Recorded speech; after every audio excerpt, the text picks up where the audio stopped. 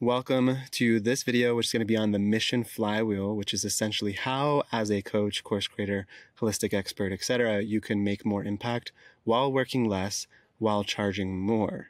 So I purposefully made this video to talk about these seemingly contradictory principles.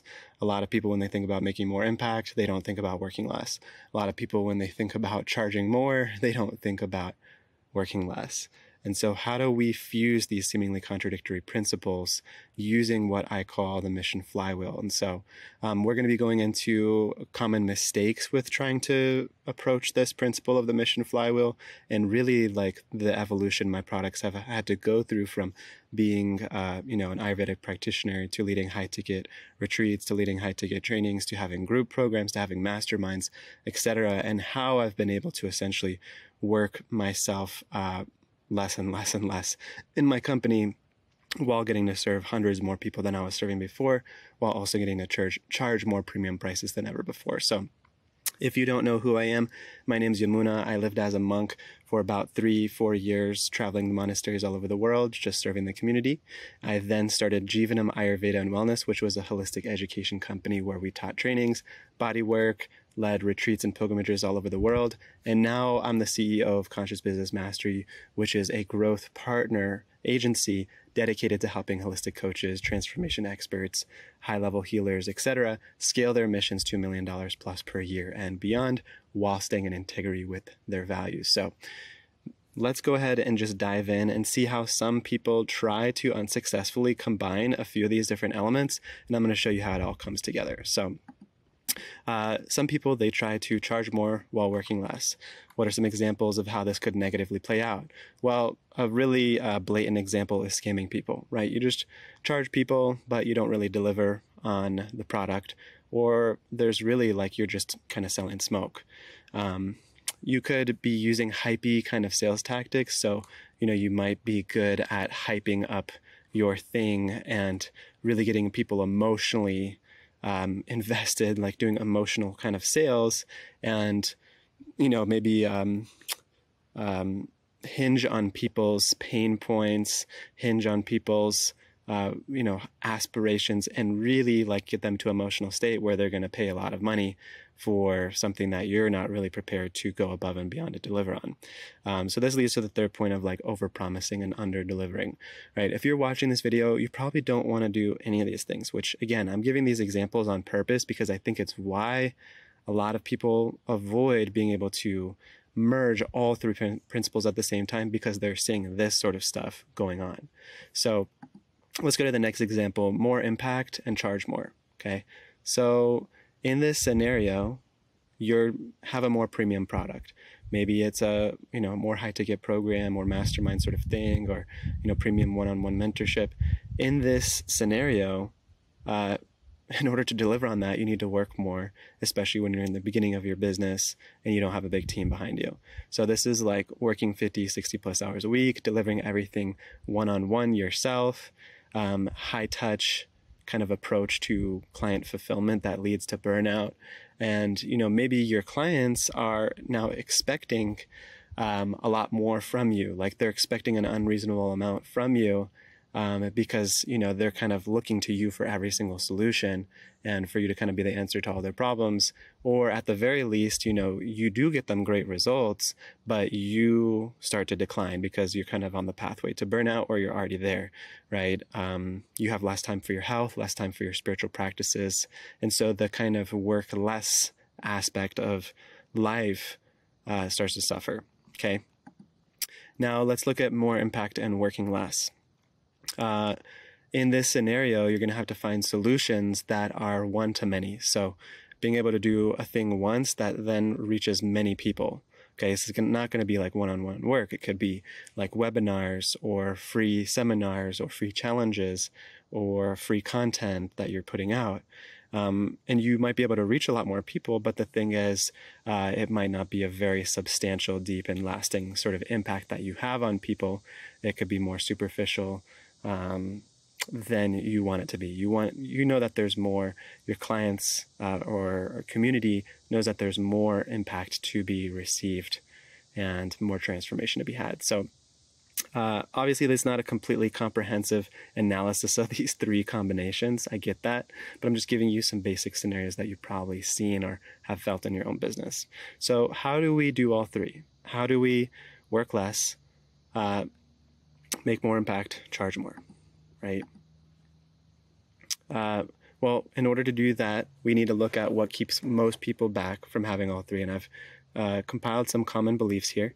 So I'm just going to start rattling them off. The first I call the booked out brag.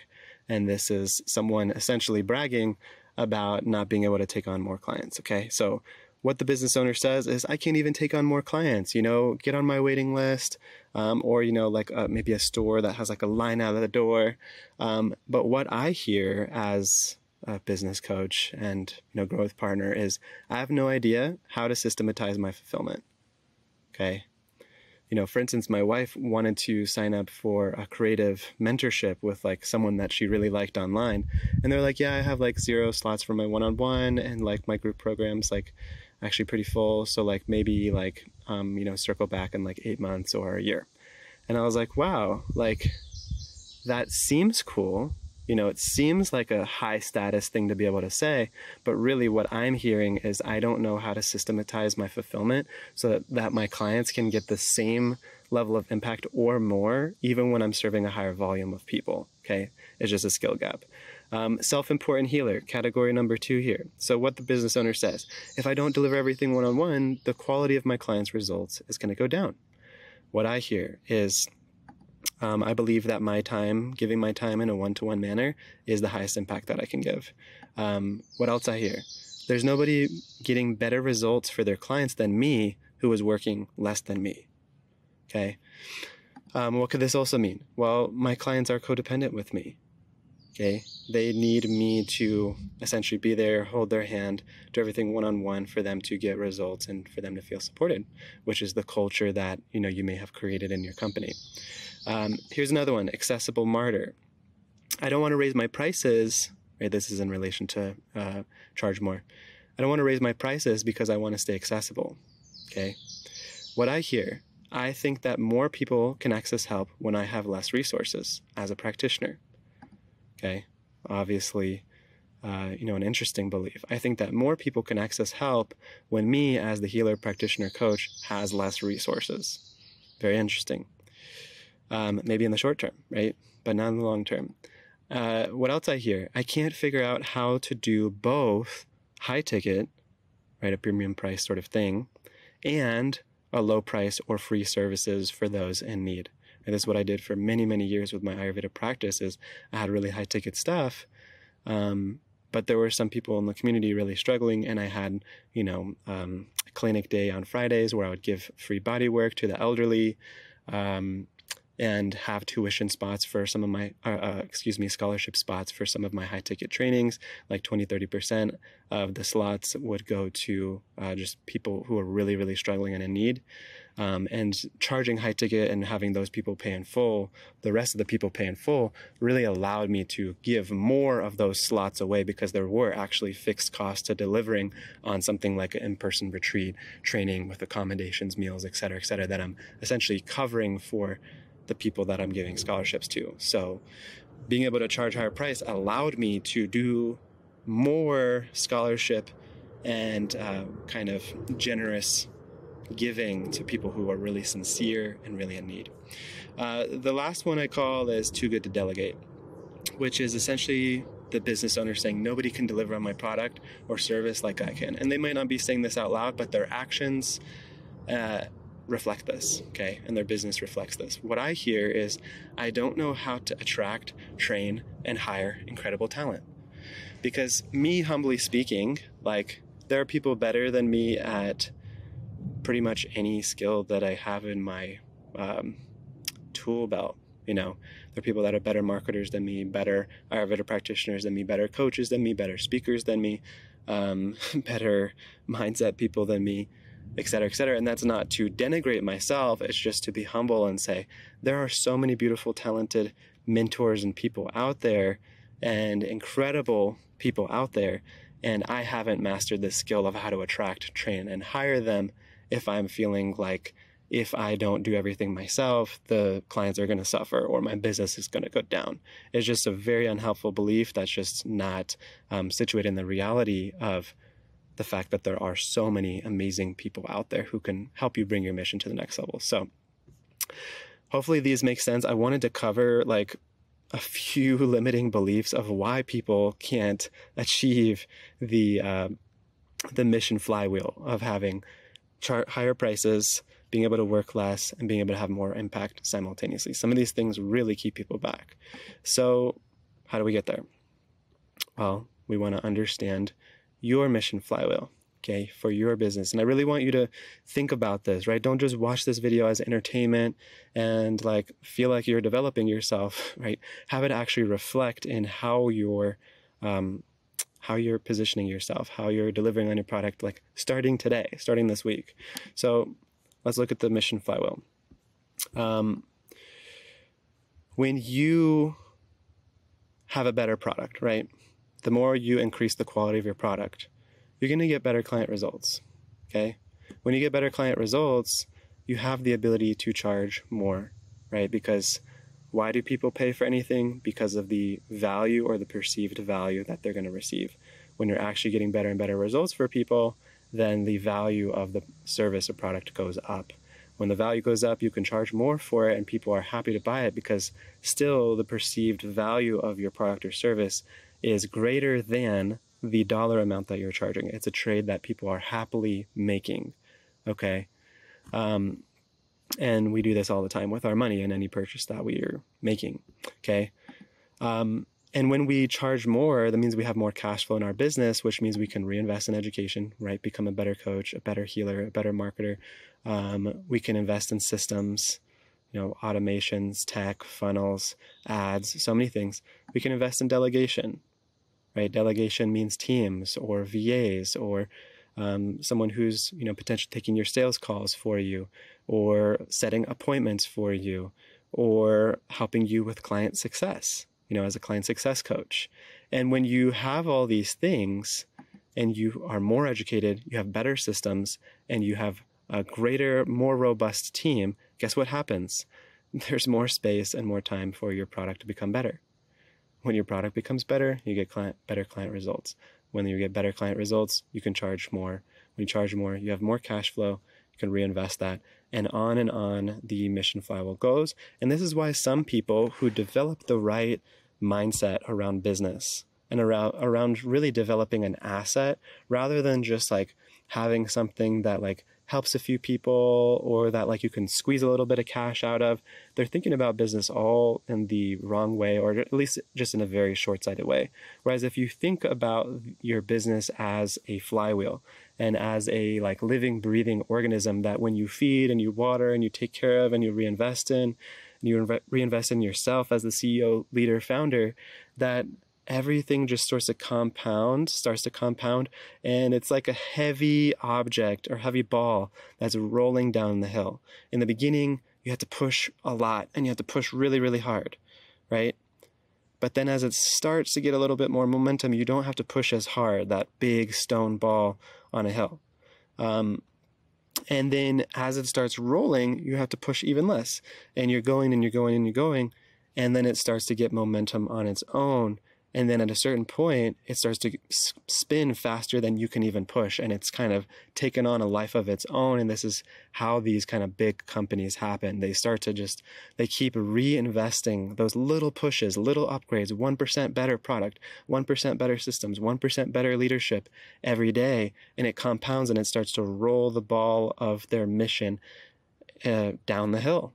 And then it just picks up speed. And then they can basically get massive outsized returns in their mission. They can help not just a little bit more people or double the amount of people you are, or 5 times or 10 times, but 100 times, 1,000 times, 10,000 times the amount of impact, okay?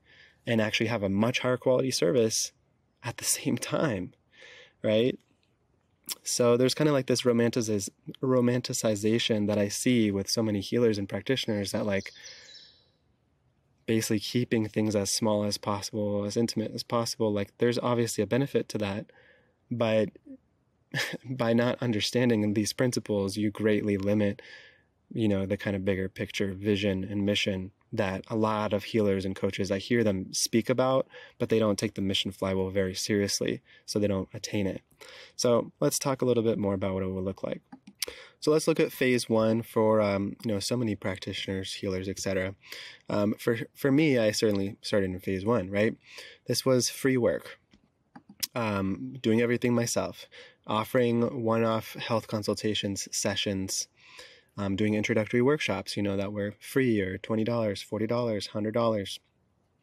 And you know what, this is great, but you have to constantly get a lot of people to sign up and get them to sign up again and again and again. And the level of commitment that they give you when they're just paying a little and it's a very brief window that you're helping them in, they're not going to be as committed. They're not going to get as high level results. You're not going to get paid a substantial amount where you can actually start to reinvest in yourself, and kind of a lose-lose for everyone, although there's benefit that's going into the world, right? You're helping people. And then phase two, you can start to kind of go more into premium one-off. So for instance, you get really, really good at body work, or you get really, really good at health consultations. You can start charging more premium prices. You could start to offer some higher level support because you're becoming more expert. Maybe you develop a basic course or framework or system behind your offering. Maybe you could give some higher level access like Slack, School, WhatsApp, so it's a little bit higher touch. But in this phase, there's probably still some inconsistent enrollment, sales system. Maybe you're still working with some clients that aren't super aligned, that aren't super dedicated.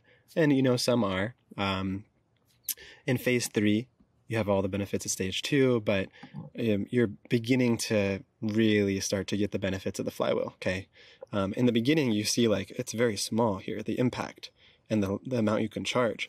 And that's the effect of the flywheel, is that it's a lot harder in the beginning phases to get from phase one to phase two and from phase two to phase three than it is to really gain a lot more momentum when you're in phase three, phase four. So phase three, you're going to really develop a deeper understanding of your client success journey. So where are people getting stuck? Where are people getting the greatest value? You're going to really take, those intake feedback seriously to develop your product further and really see where people are getting stuck, see where the common questions are in your one-on-ones or in your group calls. There might be some, systematized education on the core principles and pillars behind your unique process.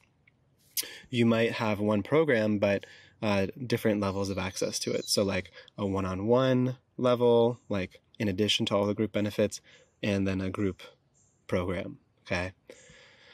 It might be a longer time frame here, so 3 to 6 month time frame for the program, okay? So they're going to get a lot more support and a lot longer of a time frame to implement principles than just a one-off session, okay? There's going to be potentially group support calls around the key parts of the journey, or just open Q&A, open community calls, more effective one-to-many solutions. So at this point, you really have to begin to think about what are all the common constraints that my clients are facing? What are all the common questions that they're asking? How do I make a solution in the education portal or in the community or in how I'm onboarding people or selling this and presenting it so that these questions don't come up again and again and again, and they don't keep facing these roadblocks? And you have to create one-to-many solutions so that you're not just teaching the same health principles on one-on-one calls, but you're actually you have guidebooks, you have recipe books, you have you have an education library that systematically trains them in a particular way of thinking. And then what happens is your one-on-ones can actually be used to help them implement in a much more personal way, rather than kind of educating them on the basics during your one-on-ones while also helping them implement. They're going to get much more value out of the one-on-ones now that they have the baseline education underneath of it and processes and systems that they can start to use. And so what I always tell people in this process is in phase three, it's essential to automate education and to personalize transformation. That's just a principle I teach every client, is all the repeatable things that you have to bring each client through. You want to automate those into education, PDFs, systems, things like that, as much as possible, right? And then for the transformation and implementation part, you want to personalize that as much as possible, okay? And, at this point, you're going to probably start to have consistent rolling enrollments, day over day, week over week, month over month, okay? In phase 4, you have all the benefits of stage 3, plus you have a client success team that leads clients through those activation points, through the milestones of achieving the ultimate result with your product and program. They understand the client success journey, and because you kind of began to systematize it in phase 3, it's easy to place someone in, make sure that they're holding people accountable, make sure that they're accessing the right resources, making sure that they're doing what they say that they're going to do, and answer questions along the way, and you train them in how to become really effective at that. You could hire for other positions like sales, appointment setting, so you can have, sales calls on your calendar at this point, so that you can begin to focus more and more and more on your product. Because in phase 1, phase 2, if you want to generate more revenue, like that's attention that has to kind of go away from the product a little bit to generate more revenue, okay? Whereas if you have other people in place who are generating revenue on your behalf for your program, you can start to pour in just exponentially more energy into the product. And it's only at this point, when you've had dozens or 100 or whatever people go through a high ticket process, that you're going to even have enough data to really begin to make some substantial changes in the quality of the product. When you just have a few people or 10 people or 20 people or 30 people go through your program, you're going to see some basic ways to improve it, but it's only when you've had a lot of people go through it that you're just getting more and more and more data on what can be better about the process, and that's really where you can dial in the process. At this point in the product, you could have other experts come in that your clients have one-on-one access to, right? So it's no longer you having to be the expert in everything.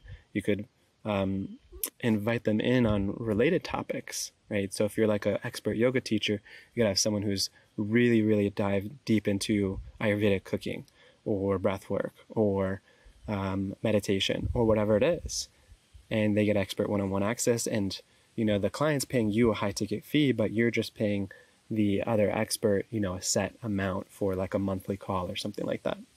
You could have in-person immersions, right? So retreats, seasonal retreats that you add to your community, and you invite in your online community to the seasonal retreats. And because you already have people bought into a high-ticket group program or one-on-one program, they just join the retreat. You don't have to advertise it as a separate thing. You could have these longer time frames, like 6 months, 8 months, 1 year plus, where really this is where your clients are gonna have those second, third, fourth rounds of big breakthroughs. Okay, because the shorter the time frame, the less substantial the breakthrough is that can happen. And in phase 1, phase 2, phase 3 of the product, they might have a few breakthroughs, but what would happen if they kept going for another year or 2 years or 3 years or 5 years? That's really where you start to see the benefit of that phase 4. You can work with people on a much longer basis, create really incredible relationships with them, and get them better results. So you could have exclusive content, higher level training in this offering. You could have community days, and really have a mass of clients that starts to feel like they're part of a mission. Okay, they're part of a community that they won't be able to find anywhere else. So this is really like the phases of systematizing your delivery and fulfillment of a coaching program or retreats program or health program, relationship program, any sort of self-development product. It's going to go through somewhat of an evolution of these phases, plus or minus some of the details. Okay, everyone's going to be different here. To give you an idea of how I went through these phases, I went from free work to kind of low ticket workshops to, $100 bodywork consultations to that kind of more premium, like kind of phase 2-ish bodywork pricing, because I was just getting maxed out with the amount of people that wanted my stuff. So I had to raise prices because, again, there was more demand than availability. So that's a good time to raise prices. And then like, this was one of the scariest jumps I made, which I, began to sell and offer my first high ticket Ayurveda training, which was a 6-week Ayurveda course. And I wanted to charge $1,000 for it. I thought that was like really, really edgy, and like maybe like 4 people I could get to sign up. And I got like 4 or 5 people like pretty immediately. And then I sold like something like 18 more spots at 1,500, because I realized like people on the calls with me for this program were like, oh, this is really cheap, because I just had no idea what to charge back then. And they were like, yeah, this really like this like shockingly low cost.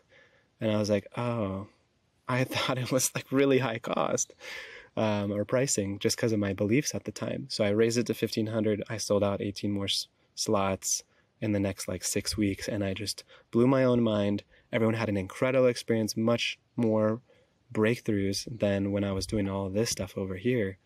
And yeah, there's so much. I'm not going to go into the details here. I was thinking about it, but video is getting long.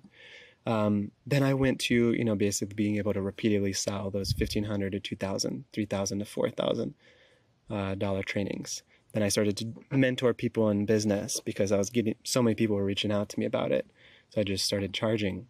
Then a group coaching, then some private retreats for Ayurveda, and then kind of higher ticket group coaching, where I added in an education portal, I added in group calls, and it wasn't just one-on-one anymore. And then it really became that phase 4, where now it's a 5-figure price tag. There's systematized mastermind. It's a systematized coaching program where they're getting so many more benefits than when I was in phase 1, and it's a much higher price, and they're getting much better, incredible results. Okay. So hopefully we're starting to build a framework of how you could potentially do this. I really want you to think about, how can I bring my offer through these phases? And this wasn't like an overnight thing. I didn't just wake up and say, I'm going to just charge $23,000 for one-on-one coaching with me because, I feel like I'm worth it. And I had like no previous experience. No, I didn't do that. I really worked hard through each of these, and really cared about the results people were getting, and kept systematically really making sure that as I was increasing pricing, again, that the value that people were receiving would still be disproportionately higher than the amount I was charging. Okay. Let me just talk about pricing for a second, and we'll conclude here. So this, I think I got this from Alex Hormozi, the virtuous versus vicious cycle of price. So really what this is sharing is, from your client's perspective, when you increase price, what happens? Well, the emotional investment goes up, right? You buy a health consultation for $500, let's just say, for instance, versus a $20, little class on health consultation. You're going to be more invested. The perceived value goes up, right? It's the actual perceived value of a thing. Like, for instance, they did a study on wines and the pricing of wines. And so they gave people, kind of like a double-blind study, 3 different glasses of wine. They said, here's our low-cost wine, here's our medium-price wine, and here's our high-cost wine. And across the board, across the study, pretty much everyone said the high-cost wine tasted the best. And they even described the different notes and the floralness to it and the fruitiness and this taste and the fullness, and described how the lower-cost one wasn't like that. Well, it turns out that all 3 wines were the exact same wine, and because they were told it was a much higher price, they actually enjoyed it more. They actually were more invested in it.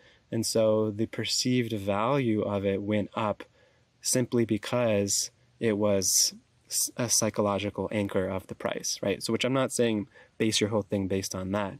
But when you charge more and people are more invested, they get better results. When you charge more, there's more demand.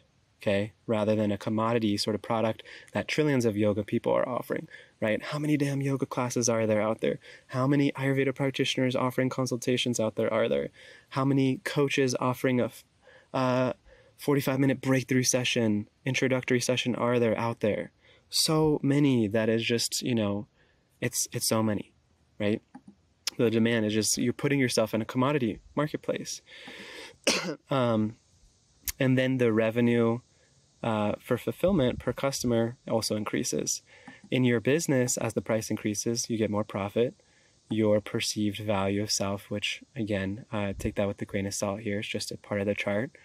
The perception of impact goes up because they're more invested, which means they're getting better results.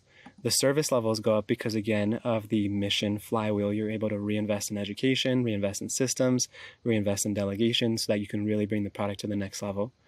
And then your team's conviction actually goes up as well. That's just a fact, okay? So I really want you to think about this mission flywheel. How can you continually merge these three concepts of working less, charging more, while simultaneously making more impact? Okay? It's going to be through systematization of your delivery and fulfillment. It's going to be through ultimately getting yourself out of some of the other parts of your business, like appointment setting, marketing, sales, etc., so you can really go all in on your product. And it's going to be about, breaking some of these beliefs.